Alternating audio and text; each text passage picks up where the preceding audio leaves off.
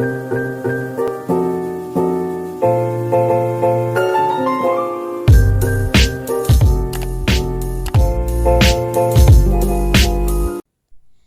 di sini kami akan menjelaskan perhitungan PPh pasal 21 melalui bukti pemotongan pajak dan cara pengisian SPT.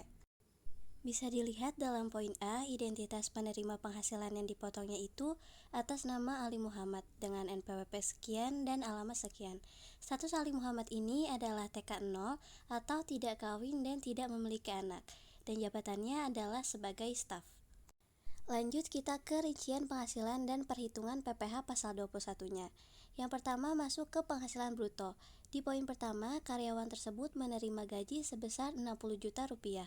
Lalu tunjangan PPh-nya 0, tunjangan lainnya seperti uang lembur dan sebagainya itu didapat sebesar 25 juta rupiah. Imbalan sejenisnya juga 0, dan ada premi asuransi yang dibayarkan pemberi kerja yaitu senilai 2.724.000 rupiah.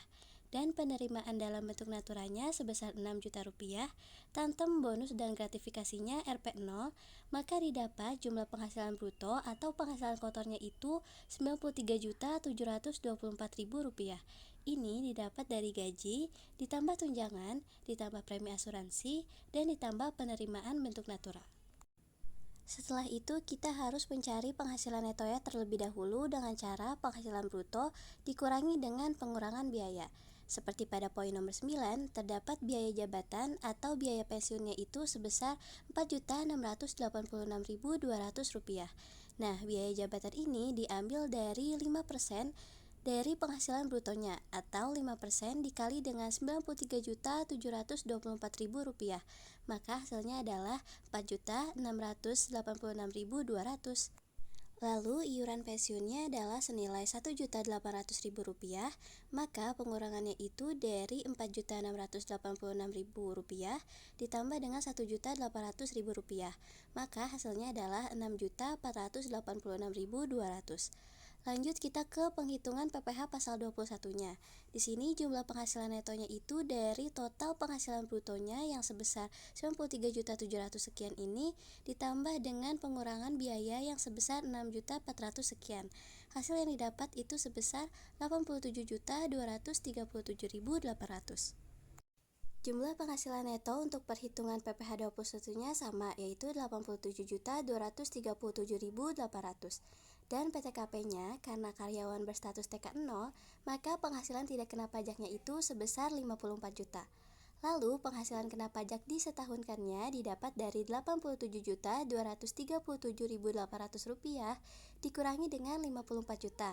Hasilnya adalah Rp33.237.800. Terakhir adalah perhitungan PPh 21-nya. Karena range gaji karyawan itu berada di angka 0 sampai 60 juta, maka potongan PPh 21-nya sebesar 5%. Jadi 5% dikali 33.237.800, maka PPh pasal 21 disetahunkannya itu sebesar Rp1.661.890. Atau kalau kita mau hitung sebulan tinggal dibagi 12 aja, Rp1.661.890 per 12. Hasilnya itu Rp138.490, PPh 21-nya dalam sebulan.